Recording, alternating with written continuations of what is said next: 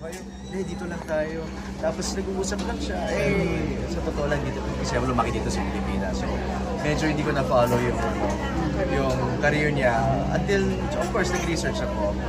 And then, ayun na nga, nagtanong-tanong na rin ako sa superstar pala kasama ko. Kino-compare lang namin kung paano ang mga artista noon at artista ng panahon ko. Kaya nagbibigay siya ng mga example ng paano noon, paano sila mag-shoot, mas madali ngayon kasi nga may digital very hindi mo tulad ng sinasabi ko, wala kang maramdaman na superstar. Talagang co-actress talaga. Maraming salamat sa picture. Ay, Rocker, last question. Yeah, aside from Himala, may mga ibang works ka ba na napanood during your research of her? Hindi ko maalala yung mga titles, pero dahil nga sa hustisya, nagkaroon ako ng listahan ng mga pelikula para lang makita kung paano siya magtrabaho. Pero siyempre hindi ko na in-expect na parehas din kasi nga iba na yung panahon at technology. Kung magaling lang memory ko para malaman yung pero definitely yung mga movies after ng Himala. And random lang.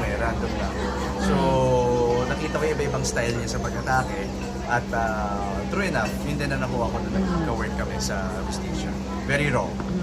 May mga nickname siya minsan sa co-actors na like si Derek Lou Veloso, ang tawag niya Papu. Ikaw may naging nickname ba siya sa'yo? Roko talaga. Roko talaga. Okay na yun. Yeah, naalala niya ako.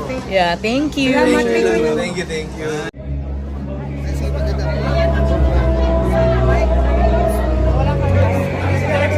Hi Jess, it's me, book list, reading list. Yeah, I heard you ask for my number. Yeah. Nice seeing you again. Ako'y nagtanong dun sa FFCC. Yeah, ako yun. The Courage of Being Disliked. Yun yung book. Oh, okay. Thank you. Yeah, I'll look for that. Ay, sige po.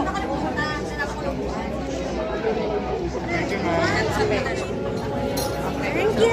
Hi, Jess. Jess. Ano mo na lang, dikit na lang yung lapit. Ganun na lang ni Manil Mike. Hi Jo Berry, short ano lang.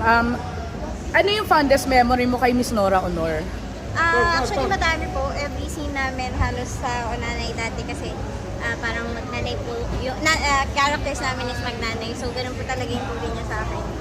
Isa po yun sa fondest memory ko for her.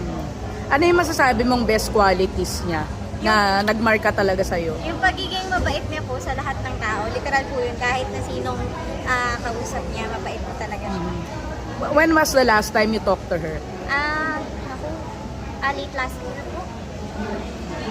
So last question na lang, aside from Himala, ano yung works niya or mga kanta na nagustuhan mo rin? Oh my gosh, parang feeling ko po bias ako. Pero syempre yung pagiging nanay Nelia niya talaga yung favorite. Kasi yun yung nanay ni character ko. Okay, thank you you. Ano po mamimiss nyo, ma'am, sa episode?